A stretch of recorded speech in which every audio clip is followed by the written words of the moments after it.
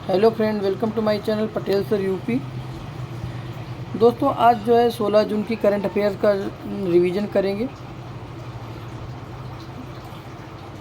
चलिए ये शुरू करते हैं। जो हमारा पहला क्वेश्चन है वो है क्या, ग्रीन एप्पल अवार्ड। बात करते हैं ग्रीन एप्पल अवार्ड की। ये अवार्ड जो है किसे दिया गया है? ये अवार्ड जो है तेलंगाना राज्य को दिया गया है। तेलंगाना में इसमें 5 इमारतों को शामिल किया गया जिसमें ये अवार्ड दिया गया। पहली जो इमारत है वो है कौन सी? डॉक्टर भीमराव अंबेडकर जी की जो प्रतिमा है उसको भी ये अवार्ड प्रदान किया गया है। ये अवार्ड प्राप्त करने वाला प्रथम भारतीय राज्य जो है तेलंगाना है। अभी तक किसी को ये अवार्ड भारत में नहीं मिला था। चलिए बात करते हैं ग्रीन एप्पल अवार्ड की। ये अवार्ड जो है किसके द्वारा दिया जाता है? वो दिया जाता है द ग्रीन ऑर्गेनाइजेशन के द्वारा। ये कहाँ की संस्था है? ये जो है लंदन की संस्था है। चलिए तेलंगाना की बात करते हैं। तेलंगाना जो था ये सन 2014 में आंध्र प्रदेश से अलग हुआ था। आइए तेलंगाना के राजधानी की बात करते हैं। जो यहाँ की राजधानी वो क्या है? हैदराबाद। चलिए आते हैं अगले पॉइंट पे। जो हमारा अगला पॉइंट है कि ग्रीन सिटी अवार्ड जो है किसे दिया गया? वो किसे दिया गया? वो दिया गया हैदराबाद को। वर्ल्ड ट्री सिटी अवार्ड जो है किसे दिया गया? वो दिया गया है मुंबई को। अगले पॉइंट पे आते हैं। अगला पॉइंट हमारा है कि राज्य पुनर्गठन आयोग क्या है? राज्य जो पुनर्गठन आयोग है ये कब का आयोग है? ये 7वां संविधान संशोधन होता है 1956 में, जिसमें जो है 14 राज्य और 6 केंद्र शासित प्रदेश को शामिल किया गया था। इसी को फतेह अली आयोग भी कहते हैं। वर्तमान में जो भारत में है 28 राज्य और 8 केंद्र शासित प्रदेश हैं। अगले पॉइंट की बात करते हैं कि स्टैचू ऑफ इक्वलिटी ये कहाँ पे है? ये जो हैदराबाद में स्थित है। स्टैचू ऑफ इक्वलिटी में किसकी प्रतिमा लगी हुई? वो जो है संत रामानुजाचार्य की प्रतिमा लगाई गई है। आते हैं अगले पॉइंट पे। हमारा जो अगला पॉइंट है वो है कि कृषि महोत्सव रज पर्व का आयोजन कहाँ हुआ है? तो रज पर्व दोस्तों कहाँ हुआ है? ये हुआ है उड़ीसा में। बात करते हैं रज पर्व की। रज पर्व जो होता है ये धरती माता का त्यौहार होता है। इसमें धरती माता के 3 दिन का मासिक चक्र होता है, जिसमें क्या होता है कि 3 दिन तक ना तो जुताई होगी और ना ही बुआई होगी और ना ही खुदाई होती है। चले आते हैं अगले पॉइंट पे। जो हमारा अगला पॉइंट है वो है नुआखाई। नुआखाई त्यौहार ये कहाँ का है?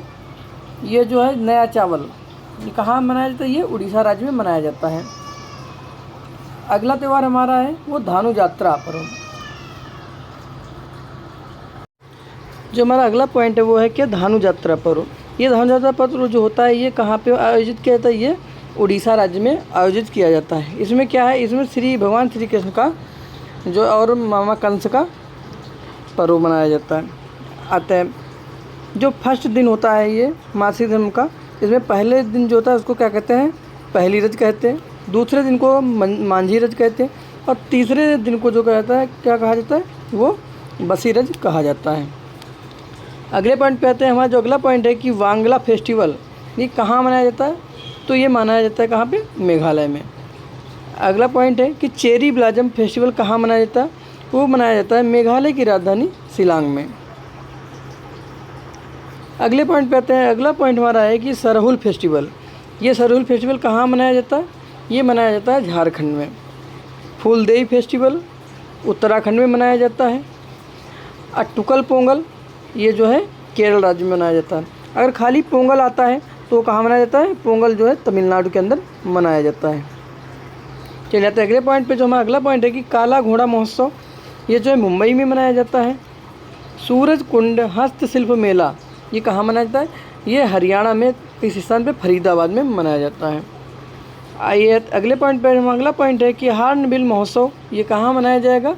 ये मनाया जाता है नागालैंड में। इसे क्या कहते हैं? इसे फेस्टिवल ऑफ फेस्टिवल्स कहा जाता है। अगले पॉइंट पे आते हैं। हमारा जो अगला पॉइंट है वो है बोनालू त्यौहार। बोनालू कहाँ मनाया जाता है? ये भी तेलंगाना में मनाया जाता है। अगला पॉइंट है थाई पुसम त्यौहार। ये कहाँ मनाया जाता है? ये जो है तमिलनाडु के अंदर मनाया जाता है। आते हैं अगले पॉइंट पे। जो हमारा अगला पॉइंट है कि भारत के किस शहर में वर्ष 2023 में international institute of administrative sciences का वार्षिक सम्मेलन होगा? ये कहाँ पे होगा? ये होगा कोची में। अब बात करते हैं international institute of administrative science. इसकी जो है शुरुआत कब, स्थापना कब हुई थी? जो इसकी स्थापना सन 1930 ईस्वी में हुई थी। इसका मुख्यालय कहाँ पे? मुख्यालय जो है ब्रुसेल्स में। और बात करते हैं ब्रुसेल्स की, तो ब्रुसेल्स में और कौन कौन से मुख्यालय हैं? वो हैं नाटो के हैं, और यूरोपीय यूनियन का मुख्यालय कहाँ भी? ये भी ब्रुसेल्स में स्थित है। आइए बात करते हैं कि 2023 की इसकी थीम क्या है। जो थीम है वो है नेक्स्ट जनरेशन एडमिनिस्ट्रेटिव रिफॉर्म्स। अगला पॉइंट है कि सिविल सेवा का जनक किसे कहते हैं? तो किसे कहते हैं? कहते हैं कॉर्नवालिस को। अगला पॉइंट, ऑल इंडिया सर्विस, ये किस अनुच्छेद में इसका उल्लेख किया गया है? तो उल्लेख किया गया है आर्टिकल 312 में। यूपीएससी का उल्लेख जो है 315 को, आर्टिकल 315 में इसका उल्लेख किया गया है। सिविल सेवा दिवस, इसकी जो स्थापना हुई थी सिविल सेवा की, वो किसने की थी? कॉर्नवालिस ने की थी। और सिविल सेवा जो दिवस मनाया जाता है वो मनाया जाता है 21 अप्रैल को। कब मनाया जाता है? 21 अप्रैल को। अगले पॉइंट पे आते हैं। हमारा जो अगला पॉइंट है कि SCO 2023, ये बैठक कहाँ हुई थी? ये बैठक जो हुई थी भारत में। भारत इसका क्या है? इस बार आयोजक देश है। अब बात करते हैं SCO के हेडक्वार्टर की। इसका हेडक्वार्टर कहाँ स्थित है? वो है बीजिंग में। अगला पॉइंट है कि ब्रिक्स 2023 जो है ये कौन सी बैठक थी और कहाँ इसका आयोजन हुआ था? जो ब्रिक्स 2023 है, इसका जो आयोजन हुआ था साउथ अफ्रीका में आयोजन हुआ है। ये जो है 15वें नंबर की बैठक है। चलिए आते हैं अगले पॉइंट पे। अगला हमारा पॉइंट है G20 2023 की बैठक कहाँ हुई है? तो ये बैठक भारत में आयोजित होती है। ये किस नंबर की है? ये 18वें नंबर की बैठक है। आगे बात करते हैं कि इसकी थीम क्या होगी। जो इसकी थीम थी वो क्या थी? वसुधैव कुटुंबकम। अमिताभ कांत जी जो हैं इसके शेरपा हैं। अगले पॉइंट पे आते हैं कि G20 2022 की बैठक कहाँ हुई थी? तो ये बैठक होती है इंडोनेशिया में। अगला पॉइंट है कि G7 2023 की समिट कहाँ पे हुई है? तो ये जो समिट हुई है ये जापान में हुई है। जापान में कहाँ पे हुई है? ये हिरोशिमा में इसकी बैठक होती है। चलिए आते हैं अगले पॉइंट पे। अगला पॉइंट हमारा है कि COP27 ये कहाँ हुआ है? तो COP27 कहाँ हुआ है? मिस्र में। मिस्र में कहाँ हुआ है? शर्म अल शेख में इसका आयोजन किया गया है। अगला पॉइंट है COP28, तो ये कहाँ पे? ये UAE में हुआ है। COP28 जो है UAE में होगा। कब होगा? 2024 में। आते हैं अगले पॉइंट पे। जो हमारा अगला पॉइंट है कि क्वाड 2023 की बैठक कहाँ हुई है? ये हुई थी जापान में। क्वाड में कौन कौन से देश सम्मिलित हैं? इसमें जापान है, ऑस्ट्रेलिया है, भारत है और USA है। चलिए आते हैं अगले पॉइंट पे। जो हमारा अगला पॉइंट है कि Henley private wealth migration report के अनुसार इस वर्ष जो है किस देश से सर्वाधिक मिलेनियर जो है उनका पलायन होगा? तो जो पहला नंबर पे जो कौन सा राष्ट्र है वो है चीन। चीन में कितने लोग जाएंगे? वो जाएंगे 13,500 लोग। और ये जाएंगे कहाँ पे? पहले नंबर पे ऑस्ट्रेलिया, दूसरे नंबर पे है UAE। उसका सेकंड नंबर जो है भारत में है, भारत का है। जो भारत से जो है 6,500 लोग जो हैं ये यहाँ से माइग्रेशन करने वाले हैं। चलिए आते हैं अगले पॉइंट पे। जो अगला पॉइंट है कि विश्व प्रेस स्वतंत्रता सूचकांक, इसमें कौन सी रैंक है भारत की? इसमें 161वीं रैंक भारत की है। अगले पॉइंट पे आते हैं। जो अगला पॉइंट है कि वर्ल्ड हैप्पीनेस इंडेक्स में भारत की कौन सी रैंक है? वो है 126। अगले पॉइंट पे आते हैं। अगला पॉइंट हमारा है कि भारत में सबसे अधिक संपत्ति वाले CM कौन हैं? वो कौन है? वो जगनमोहन रेड्डी। ये जो हैं सबसे ज़्यादा संपत्ति वाले मुख्यमंत्री हैं। अगले पॉइंट पे आते हैं कि राष्ट्रीय बौद्धिक संपदा सूचकांक, इसमें भारत की कौन सी रैंक है? वो है 42। अगला पॉइंट है कि वैश्विक आतंकवाद सूचकांक 2023 में भारत की कौन सी रैंक है? वो है 13वीं। अगला पॉइंट है ग्लोबल फायर पावर इंडेक्स में भारत का कौन सा स्थान है? वो है 4था स्थान। अगला पॉइंट है कि इंडिया जस्टिस रिपोर्ट के अनुसार कौन सा राज्य पहले नंबर पे? वो कौन सा राज्य है? वो राज्य कर्नाटक पहले नंबर पे है और उत्तर प्रदेश जो है आखिरी नंबर पे है। अगला पॉइंट है चुनावी लोकतंत्र सूचकांक, इसमें भारत की कौन सी रैंक है? वो है 108वीं। अगला पॉइंट है कि जल निकायों की पहली जनगणना ये हुई है। कहाँ पे हुई है? सबसे अधिक वाटर बॉडी कहाँ पे है? वो जो है कर्नाटक में। कर्नाटक में कहाँ पे? नहीं सॉरी, कर्नाटक नहीं, वेस्ट बंगाल में। कहाँ पे? वेस्ट बंगाल में। इसको आप सही कर लीजिएगा कि सर्वाधिक वाटर बॉडी कहाँ पे? ये है वेस्ट बंगाल में। चलिए आते हैं अगले क्वेश्चन पे। अगला क्वेश्चन हमारा है कि टाइगर सेंसेक्स जो है इसमें क्या होती है, इसमें टाइगर की गणना होती है। और हमारे पास अब तक कितने टाइगर हैं, वो जो हैं 3167 टाइगर हैं। पहले कितने थे, वो जो थे 2967 थे। कितने बढ़े हैं, 200 टाइगर बढ़े हैं। चलिए आते हैं अगले पॉइंट पे, जो हमारा अगला क्वेश्चन है कि हाल ही में INS सतपुड़ा ने किस देश में आयोजित बहुपक्षीय नौसेना अभ्यास कोमोडो में भारत का प्रतिनिधित्व किया है। तो इसमें ये कहाँ पे होगा, ये होगा इंडोनेशिया में। इंडोनेशिया में कहाँ पे होगा, मकासर एक स्थान है, वहाँ पे इसका आयोजन किया जाएगा। इसमें जो है भारत से INS सतपुड़ा भाग लेने वाला है। बात करते हैं इंडोनेशिया की। इंडोनेशिया की जो राजधानी है, पुरानी राजधानी है जकार्ता और नई राजधानी है नुसंतारा। यहाँ के जो राष्ट्रपति हैं, राष्ट्रपति कौन है, वो जोको विडोडो, ये यहाँ के राष्ट्रपति हैं। कौन राष्ट्रपति, जोको विडोडो। अच्छा आइए अगले पॉइंट पे। हाँ अगला पॉइंट है कि गरुड़ शक्ति और समुद्र शक्ति, ये सैन्य अभ्यास किसके बीच होता है, ये होता है भारत और इंडोनेशिया के बीच में। अगले पॉइंट पे आते हैं। हाँ जो अगला पॉइंट है कि माउंट सिनाबुंग और माउंट मैरापी क्राकातोआ, ये कहाँ पे स्थित है, ये इंडोनेशिया में स्थित हैं। अगले पॉइंट पे आते हैं कि एक्वेरियन एक्सरसाइज कहाँ किसके साथ होता है, वो होता है भारत और मालदीव के साथ में। एकता अभ्यास ये किसके साथ हुआ है, ये भारत और मालदीव के साथ हुआ। एकता बंदरगाह का भी निर्माण भारत ने मालदीव में किया है। आते अगले पॉइंट पे, जो अगला पॉइंट है कि तर्कस, ये तर्कस जो सैन्य अभ्यास होता है किसके साथ होता है, भारत और USA के साथ होता है। और कौन कौन से USA के साथ होते हैं, वो एक कोप इंडिया होता है और दूसरा कौन सा है, वज्र प्रहार। ये दोनों किसके साथ होते हैं, ये भारत और अमेरिका के साथ होते हैं। अगले पॉइंट पे आते हैं। अगला पॉइंट है कि एयर डिफेंडर एक्सरसाइज, ये किसकी एक्सरसाइज है, ये जो है नाटो की एक्सरसाइज है। इसका आयोजन इस बार कहाँ हुआ, जर्मनी में इसका आयोजन किया गया है। अगले पॉइंट पे आते हैं कि साइक्लोन, ये किसके बीच होता है, ये भारत और मिस्र के बीच होता है। इस बार इसका आयोजन राजस्थान में किया गया है। अगले क्वेश्चन पे आते हैं। जो हमारा अगला क्वेश्चन है कि हाल ही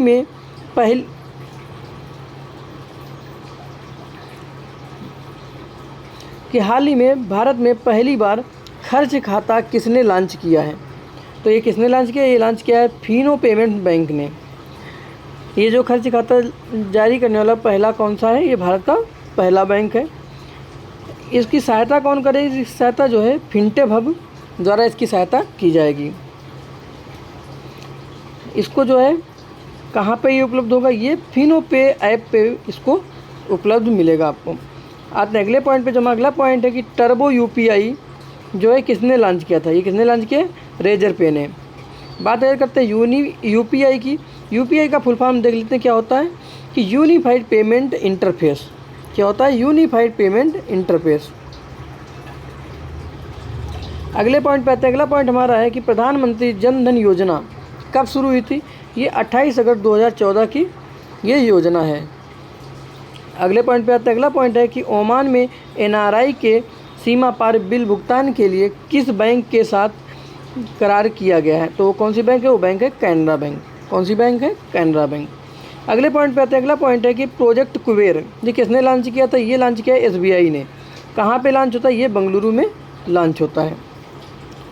अगला क्वेश्चन है कि हाल ही में चेन्नई में लॉन्च SWC श्रेणी का तीसरा जहाज़ कौन सा है, वो कौन सा है, INS अंजदीप। कौन सा है, INS अंजदीप। बात करते हैं ASW की, वो है क्या, एंटी सबमरीन वेलफेयर। और SWC की बात करते हैं, ये क्या है, सैलो वाटर क्राफ्ट है। ये कहाँ से लॉन्च हुआ, ये कट्टुपल्ली जो है चेन्नई से, वहाँ से लॉन्च किया गया है। इसका निर्माण कहाँ हुआ था, garden rich shipyard limited Kolkata में इसका जो है निर्माण हुआ है। अगले पॉइंट पे आते हैं। हमारा जो अगला पॉइंट है कि INS अनीला ये कौन सा, ये पहला था और INS एंडार्स ये जो है दूसरा था। इसको इन दोनों को कहाँ से लॉन्च किया गया था, ये दोनों को चेन्नई से लॉन्च किया गया है। चलिए आते हैं अगले पॉइंट पे। जो अगला पॉइंट है कि संशोधक, ये क्या है, ये सर्वे शिप है। इसको भी कहाँ से लॉन्च किया गया था, इसको चेन्नई से लॉन्च किया गया है। इसको बनाने वाली कंपनी कौन थी, वो है L&T। अगले पॉइंट पे आते हैं। अगला पॉइंट है वाक्सीर। वाक्सीर क्या है, ये प्रोजेक्ट 75 के तहत बनने वाली पनडुब्बी है। इसको निर्माण कहाँ हुआ है? इसका निर्माण मंझगांव डाक लिमिटेड में हुआ है। अगले पॉइंट पे आते हैं। अगला पॉइंट है कि ऑपरेशन कावेरी ये कहाँ पे हुआ था? ये हुआ था सूडान में। सूडान में किसके लिए? ये भारतीय नागरिकों को सुरक्षित पहुंचाने के लिए। इसमें किस जहाज ने भाग लिया था? इसमें INS सुमेधा ने भाग लिया था। आते अगले पॉइंट पे। अगला पॉइंट है INS विक्रांत। ये क्या है? ये भारत का पहला विमानवाहक पोत है। क्या है? भारत का पहला विमानवाहक पोत है। अगले पॉइंट पे अगला पॉइंट है कि वरुणास्त्र। वरुणास्त्र क्या है? ये हैवी वेट टारपीडो है। क्या है? Heavy weight torpedo. चलिए आते हैं अगले पॉइंट पे। जो अगला पॉइंट है कि हाल ही में पद्म पुरस्कार विजेताओं को 10,000 रुपये मासिक पेंशन देने की घोषणा किस राज्य ने की है? तो किस राज्य ने की? हरियाणा ने। साथ में इनको क्या है? वॉल्वो बस में इनकी यात्रा फ्री होगी। आते हैं हरियाणा की और कुछ महत्वपूर्ण योजनाएं देखते हैं, वो कौन कौन सी हैं। चिराग योजना, अधिगम योजना, दयालु योजना। ये जो योजना है ये कहाँ की? ये हरियाणा सरकार की कुछ महत्वपूर्ण योजनाएं हैं। चलिए आते हैं अगले पॉइंट पे। जो हमारा अगला पॉइंट है कि पद्म विभूषण जो है कब दिया जाता है? पद्म विभूषण जो होता है, ये पद्म विभूषण ये 26 जनवरी को दिया जाता है। इस बार जो 106 लोगों को पद्म पुरस्कार मिले हैं, जिसमें पद्म विभूषण, पद्म भूषण और पद्मश्री शामिल हैं। बात करते हैं पद्म विभूषण 2023 की। ये जो है 6 व्यक्तियों को दिया गया है। पहले हैं मुलायम सिंह यादव, दूसरे जाकिर हुसैन, तीसरे हैं बालकृष्ण दोषी, चौथे हैं दिलीप महालिनोविस, पाँचवें TS मिश्रा और जो छठवें हैं वो हैं श्रीनिवास। जो ये कहाँ के रहने वाले? ये USA के रहने वाले हैं। आते हैं अगले क्वेश्चन पे। जो हमारा अगला क्वेश्चन है कि फोर्ब्स की ग्लोबल 2000 वैश्विक सूची 2023 में कौन सा किसे शीर्ष स्थान मिला है? तो किसे मिला है? वो है JP मॉर्गन को। ये कहाँ के रहने वाले? ये हैं USA के। किस लिए मिला है? ये जो कंपनी ये 3.7 ट्रिलियन की इसका जो है मार्केट प्राइस है। आते हैं अगले पॉइंट पे। अगला पॉइंट है कि ग्लोबल 2000 क्या है? तो ये ग्लोबल 2000 जो होता है इसमें 2000 कंपनी शामिल होती हैं। इस बार जो इसकी जो है ये 20वीं वर्षगांठ है। अगले पॉइंट पे आते हैं कि अगला पॉइंट है कि 44वें रैंक पे कौन है? वो रिलायंस इंडस्ट्रीज़ है और 7वें नंबर पे है SBI। ये 2 भारतीय ऐसी कंपनी हैं जिनको टॉप 100 में शामिल किया गया है। आते हैं अगले पॉइंट पे। जो अगला पॉइंट है कि भारत में कुल महारत्न कंपनी कितनी है? वो कितनी है? 12वीं की कौन सी है? वो है REC। अगला पॉइंट है कि 1 लाख प्रति शेयर वाली कंपनी कौन सी बनी है? वो बनी है MRF। अगला पॉइंट है रैंप योजना। ये योजना किसकी है? MSME की ये योजना है। अगला पॉइंट है कि भारत में 5G सर्विस कब शुरू हुई थी? वो कब शुरू हुई है? 10 अक्टूबर 2022 को भारत में क्या होता है? 5G सर्विस शुरू की जाती है। चलिए आते हैं अगले पॉइंट पे। जो हमारा अगला पॉइंट है वो है कि हाल ही में आयोजित अंडर 18 तीरंदाजी विश्व कप में भारतीय तीरंदाज अदिति गोपीचंद ने विश्व रिकॉर्ड तोड़कर एक नया इतिहास रचा है। तो ये इसका आयोजन कहाँ हुआ था? ये आयोजित होती है कोलंबिया में। अदिति गोपीचंद ने जो है 720 में 711 नंबर प्राप्त किए हैं। अगला पॉइंट है कि फीफा वर्ल्ड कप 2022 कहाँ हुआ था? ये कहाँ हुआ है? कतर में इसका आयोजन होता है। तो अर्जेंटीना और फ्रांस जो है इसका फाइनल मैच होता है, जिसमें अर्जेंटीना विजयी होता है। चलिए आते हैं अगले पॉइंट पे। जो अगला पॉइंट है कि अंडर 19 महिला T20 क्रिकेट वर्ल्ड कप 2023 ये कहाँ पे हुआ? ये हुआ है साउथ अफ्रीका में। इसका विजेता कौन था? विजेता इंडिया है। अगला पॉइंट है हॉकी वर्ल्ड कप 2023 ये कहाँ पे हुआ था? ये उड़ीसा में होता है और इसका विजेता कौन है? ये जर्मनी इसका विजेता है। अगले पॉइंट पे आते हैं। अगला पॉइंट हमारा है कि खेलो इंडिया यूथ गेम 2023 का आयोजन कहाँ हुआ है? वो आयोजन हुआ है MP में। अगला पॉइंट है कि इसमें जो है प्रथम स्थान किसका रहा है? प्रथम स्थान रहा है महाराष्ट्र का। अगले पॉइंट पे आते हैं। अगला पॉइंट है कि फ्रेंच ओपन 2023 कहाँ पे हुआ? ये इसके विजेता कौन है? तो इसके मेल में विजेता कौन है? ये नोवाक जोकोविक है जो सर्बिया के रहने वाले हैं और फीमेल में ईगा स्विएटेक है जो पोलैंड की रहने वाली हैं। अगला पॉइंट है हमारा कि योगी आदित्यनाथ ट्विटर पर क्या हुआ है कि 2.5 करोड़ फॉलोअर्स वाले पहले नेता या पहले मुख्यमंत्री हैं। तो दोस्तों आज इतना ही। क्लास आपको कैसी लगी कमेंट करिएगा अगर आप चैनल पे नए हैं तो चैनल को सब्सक्राइब कर लीजिएगा। इसकी आपको PDF जो है हमारे टेलीग्राम चैनल पे मिल जाएगी, जिसका लिंक जो है डिस्क्रिप्शन बॉक्स में दिया जा रहा है। तो दोस्तों आज के लिए इतना ही, बहुत बहुत धन्यवाद।